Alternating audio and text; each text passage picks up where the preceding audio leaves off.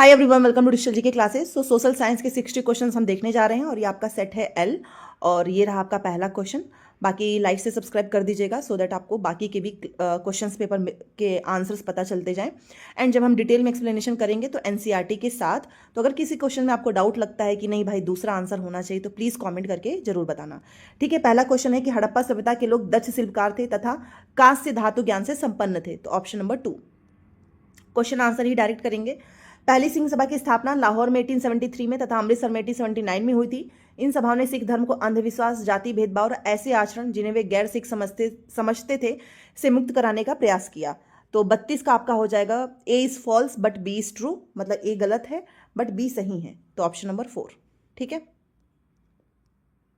33 देखिए, 17वीं शताब्दी में मसूलीपट्टनम भिन्न भिन्न प्रकार की गतिविधियों का नगर था तथा यह नदी के डेल्टा पर स्थित था।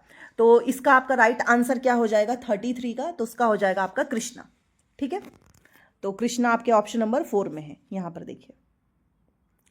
चलिए, अब 34 में अगर मैं आपको बोलूं तो ये 34 का जो match of the following question है तो ये आपका आराम से निकल आता। पहला ही इसमें वैसे सही होगा, जैसे कि अगर हिरण्यगर्भ आपका अनुष्ठान है, कितनी बार हमने पढ़ा हुआ है। प्रशस्ति आपको पता ही है, शिलालेख है। ठीक है, अगर ये दोनों भी पता होते तो भी हो जाता। पिष्ताक आपका जो है ये सी, एक सेकेंड, प्रवेश द्वार है। नस्तली का आपका लेखन शैली है, सो पहला हो जाएगा। ठीक है, 35 देखिए, शास्त्रीय नृत्य के रूप में पहचान करने के लिए बोला गया था। तो ऑप्शन नंबर 2 होगा भरतनाट्यम, कथक, कथकली, ओडिसी, कुचिपुड़ी, मणिपुरी। ठीक है, सो 35 का दूसरा। 36 यहां पर देखिए, मनसबदार से रिलेटेड हम ये पढ़ चुके हैं कितनी बार एनसीईआरटी में ही, और ये दोनों की दोनों लाइन सही है कि मनसबदार शब्द का प्रयोग ऐसे व्यक्ति के लिए होता था जिन्हें कोई पोस्ट मिलता था। जिसने भी एनसीईआरटी की हमारी नोट्स ली होगी ना, डिटेल वाली भी या फिर शॉर्ट वाली, हम लोगों ने बहुत ही अच्छे से एक एक लाइन पढ़ा हुआ है। इवन मैंने आपको ये एनसीईआरटी क्लास में भी कराया है। ठीक है, यह एक श्रेणी व्यवस्था जिसके जरिए पद, वेतन, सैन्य उत्तरदायित्व निर्धारित किए जाते थे, डायरेक्ट वहीं से छपा है। ठीक है, एनसीईआरटी से ही पहला। चलिए 37, टोडरमल वाला भी आपको पता ही है कि इसके द्वारा जो लागू की गई राजस्व प्रणाली थी उसका नाम था जब्त। ये भी काफी अच्छा क्वेश्चन पूछा है। ये आपका 38 मेहरगढ़ वाला भी डायरेक्ट एक क्लास 6 की एनसीईआरटी है, सारी हिस्ट्री वाली ही है। तो इसमें आपका 38 में पूछ रहा है। तो देखिए, मेहरगढ़ वह स्थान जहां पे लोगों ने पहली बार चावल मक्का उगाना सीखा, ये गलत है, बाकी बी एंड सी सही है। ठीक है, तो इसका आपका दूसरा हो जाएगा। 39 आपका है, 20वीं सदी के आरंभ से ही भारतीय महिलाएं में सुधार हेतु काम कर रही थी। तो आपका इसका 39 का हो जाएगा तीसरा। तो महिला मताधिकार और बेहतर सुविधा, स्वास्थ्य सुविधाएं। ठीक है, बी एंड सी। 40 का जो है ये आपका, ये जो मराठी भक्ति में भजन की रचना किसने की है, तो कराम मेला। ठीक है, अब कुछ लोग बोलेंगे चोखा मेला भी होगा, तो मैं इसका आपको एनसीईआरटी में जो हम प्रूफ देखेंगे उसमें आपको ये सारी चीजें क्लियर हो जाएंगी। तो इसका दूसरा हो जाएगा।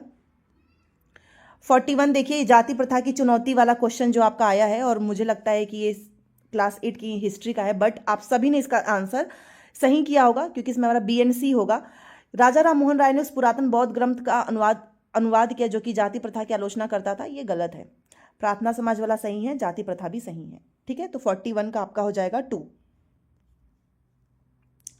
42 देखिए, और ये क्वेश्चन देखिए कितना लंबा चौड़ा है।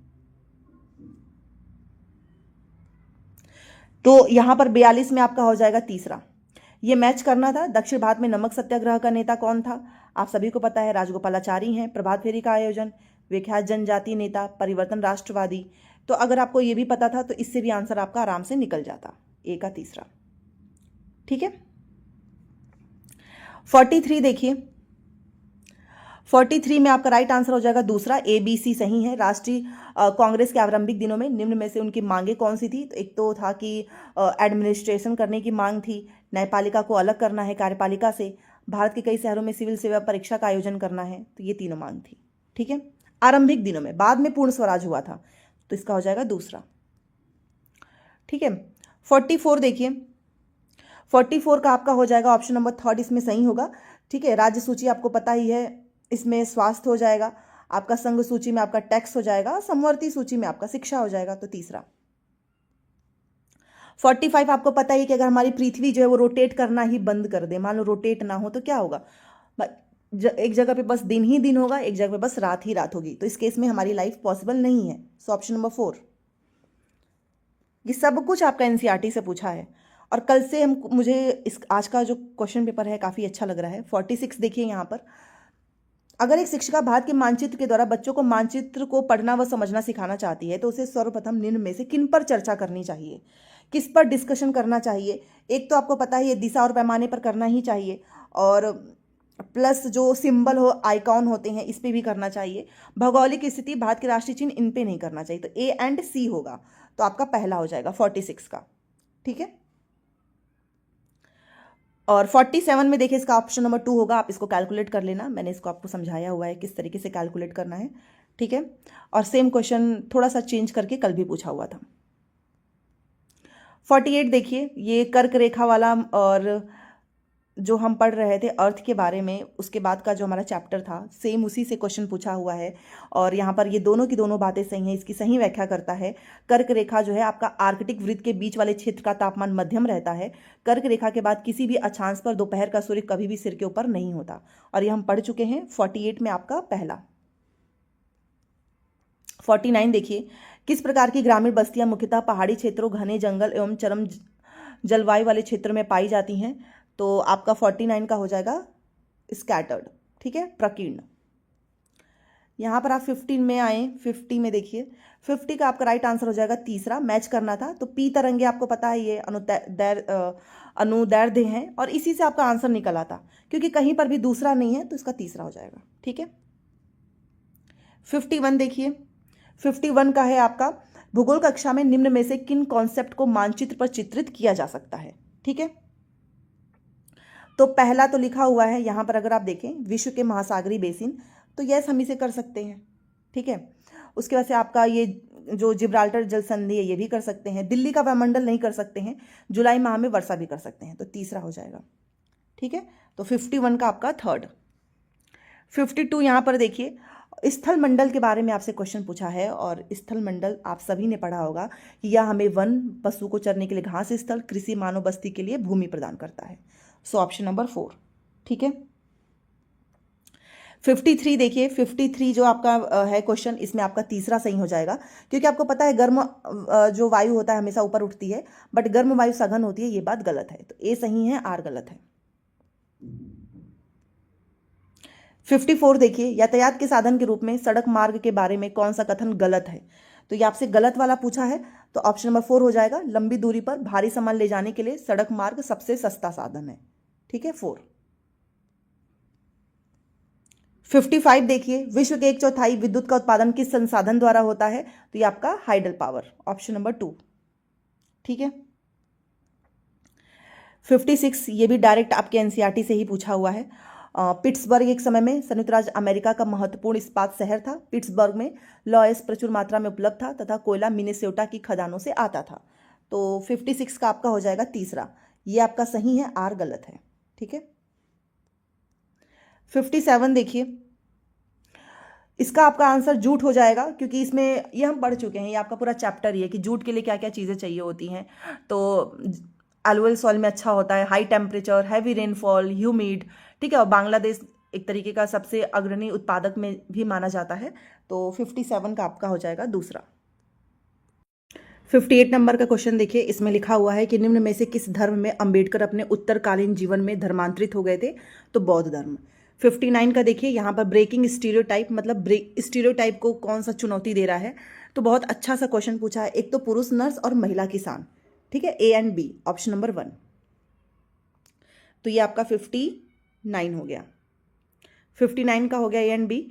यहाँ पर आप 60 में जाएंगे, 60 में, तो इसका आपका ऑप्शन नंबर 3 हो जाएगा, क्योंकि 1956 में भारत में राज्यों के पुनर्गठन की शुरुआत निम्न में से किस आधार पर हुई थी। तो भाषा और सांस्कृतिक एकरूपता। ठीक है, देन आप यहाँ पर 61 में आएंगे, काफ़ी लंबा चौड़ा क्वेश्चन पूछा है, रूरल एडमिनिस्ट्रेशन से रिलेटेड क्वेश्चन है ये यहाँ पर 61 में। तो आपका बी, सी और डी होगा, क्योंकि ग्राम प्रशासन से जुड़ा हुआ है, लेखपाल, तहसीलदार और पटवारी, निगम पार्षद नहीं। तो बी, सी, डी पहला हो जाएगा। ठीक है, यहाँ पर आप 62 में देखेंगे तो आपका यहाँ पे सहकारी व्यवस्था हो जाएगी। किस प्रणाली में छोटे पैमाने में उत्पादक श्रमिक को अपने उत्पादों का एक उचित मूल्य प्राप्त होने की अधिक संभावना होती है, तो कोऑपरेटिव। ठीक है, यहाँ पर आप 63 में आएंगे तो 63 में देखिए इसका ऑप्शन नंबर 4 हो जाएगा, बी एंड सी। ठीक है, कि शहरी आजीविका के संदर्भ में कौन से कथन सही हैं? तो यह नगर पालिका शहर की पंचायत यह निर्धारित करती है कि शहरी क्षेत्रों में सप्ताह के किस दिन बाजार बंद रहेगा। प्रायः अनियमित कामगारों को एक से अधिक कार्य रोजगार करना पड़ता है। ठीक है, सो ऑप्शन नंबर 4 63 का। यहाँ पर आप 64 में आएंगे तो आपका पॉलिटिकल पार्टी से रिलेटेड क्वेश्चन था कि can be said to gain majority if it has won, राज्य में आधे से अधिक निर्वाचन क्षेत्रों को। So option number 3। ठीक है, देन यहां पर आप 65 में आएंगे तो आपका ये 65 नंबर का जो क्वेश्चन है इसका आंसर आपका 4 हो जाएगा। ए बी सी और डी सभी सही हैं। रूढ़िबद्ध धारणा को इंगित करता है तो इसका आपका 4 हो जाएगा। ठीक है, तो देखिए लड़कियों को खाना बनाना सीखना चाहिए, शहर में जीवन सरल और परिष्कृत है, तो ये भी एक तरीके की ऐसी सोच है। शहर में लोग कैसे पैसे के बारे में ध्यान रखते हैं, लोग के बारे में नहीं। एक अभिभावक अपने बच्चे से कहता है कि मत रो, तू तो एक लड़का है। तो ये सब कुछ आपका स्टीरियोटाइप को इंगित करता है। A B C and D. यहाँ पर आप 66 में देखेंगे तो इसका आपका आंसर 4 हो जाएगा। ए बी सी और डी ही होगा इसमें। भारतीय संविधान के आधारभूत ढांचे के सिद्धांत के संबंध में सही कथन की पहचान करो, तो इसमें आपका सारा सही है। ठीक है, यहाँ पर आप 67 में देखें, निम्न में से कौन सी जिम्मेदारियां केंद्र सरकार के अंतर्गत आती है? तो 67 का है तो आपका अंतर्गत आती है चीन के साथ शांतिपूर्ण संबंध बनाना, राज्य में नई रेलगाड़ी का संचालन, जनगणना। बी नहीं होगा। ठीक है, ए सी डी, तो ऑप्शन नंबर 2।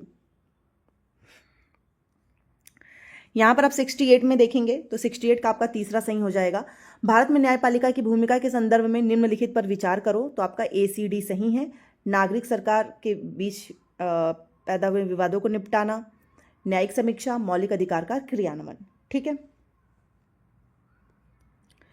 चलिए 69 देखिए, इसका भी आपका तीसरा हो जाएगा। इसमें आपसे पूछा है वन अधिकार अधिनियम 2006 के अंतर्गत नहीं आता है, तो लकड़ी वन उत्पाद का अधिकार को मान्यता दी गई है, ये इसके अंतर्गत नहीं आता है। ठीक है, तीसरा।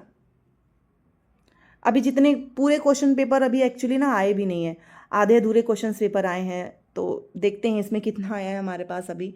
जैसे कि अभी यहाँ पर हमारे पास इतने ही क्वेश्चंस हैं, और आई थिंक पेडागॉजी वाला जो है पोर्शन वो अभी तक स्टूडेंट्स ने नहीं भेजा है।